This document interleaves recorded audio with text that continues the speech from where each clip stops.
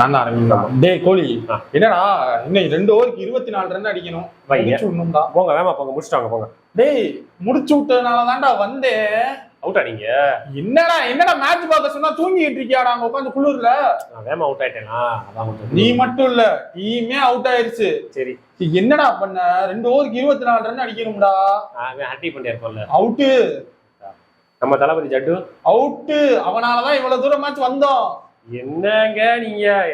Decay இருக்கானா? அவனும் out.